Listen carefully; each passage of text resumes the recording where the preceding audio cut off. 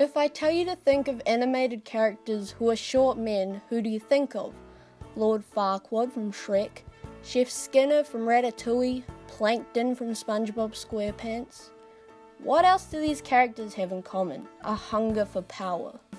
When it comes to short men in animated media, the stereotypes are easy to see. The main personality traits that these characters have always seem to consist of being controlling, short-tempered, aggressive, and ambitious. I'm Frankenstein's head on a spider's body!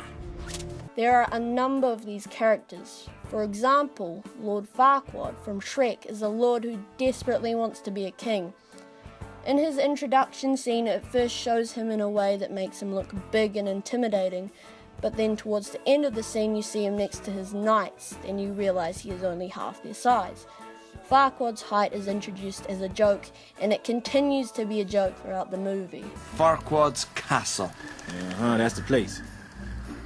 Do you think maybe he's compensating for something? This demonstrates the idea that short men are considered automatically funny, and that it's especially funny for a short man to be powerful. The joke comes from the fact that we expect masculinity to mean being tall and powerful, so seeing a man being powerful but short feels unexpected and strange. Gilbert Huff from The Incredibles is an example of the same archetype being used slightly differently. He is the boss of an insurance company that the hero Bob works for. He comes across as controlling and an extreme perfectionist. They show this well in this scene where he is telling Bob off. Starts off with him sharpening a pencil and then placing it with the lead pointing straight at Bob. It's a metaphor for him trying to move Bob back in line. The contrast between Gilbert and Bob helped to construct the relationship and power balance. They managed to make Gilbert look much more powerful despite the size comparison. They do this by having Bob sitting hunched over while Gilbert is standing up straight with an arched back.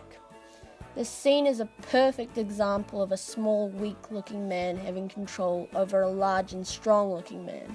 What I can't handle is your customers' inexplicable knowledge of InsureCare's inner workings. They're experts! Experts, Bob! Exploiting every loophole, dodging every obstacle! They're penetrating the bureaucracy! The fact that Gilbert's office is shown to be grey and lifeless looking, as well as his lecture to Bob coming across as heartless and wrong, reinforces the idea that there is something unnatural about small men having power or influence, especially over people bigger than them. Both Farquaad and Gilbert use this character archetype of contrasting high status with short height, but where it's used with Farquaad to make the audience laugh at him, it's used with Gilbert to make the audience dislike him. On the other hand, we have a character like Mike Wazowski from Monsters, Inc. Unlike many other short animated men, he is a hero rather than a villain, but his personality still draws from the same stereotypes. He is ambitious, short-tempered, and has a position of power over his best friend and colleague Sully by acting as a sort of coach and manager to him. I don't believe I ordered a wake-up call, Mikey. Hey, let's talk more pain, Marshmallow Boy. Feel the burn. You call yourself a monster? Again, even though we're supposed to like Mike and root for him, we're still meant to laugh at the idea that such a small guy could boss around a large guy. The idea for making short men power-hungry stems from the theory of small man syndrome, also known as Napoleon Complex. This theory was named after the Emperor of France, who was mistakenly perceived as short because of the comparison to his soldiers, who had to be a certain height, when in reality he was an average height, but when people saw a normal-heighted guy bossing around tall men, they found it odd. But in 2007, research by the University of Central Lancashire suggested that the Napoleon Complex is likely to be a myth. The study discovered that short men were less likely to lose their temper than men of an average height.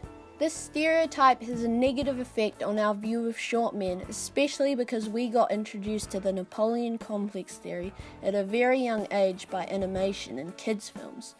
The reason animated films like to use this small man syndrome stereotype is probably due to them wanting to have a villain that has humour and isn't threatening to their young audience. When we are young, our minds are very impressionable.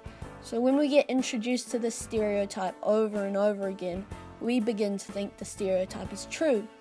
We get in the habit of not taking short men seriously because of the comedy that we associate with them. I mean, the reason I decided to talk about this topic is because I thought it would be funny.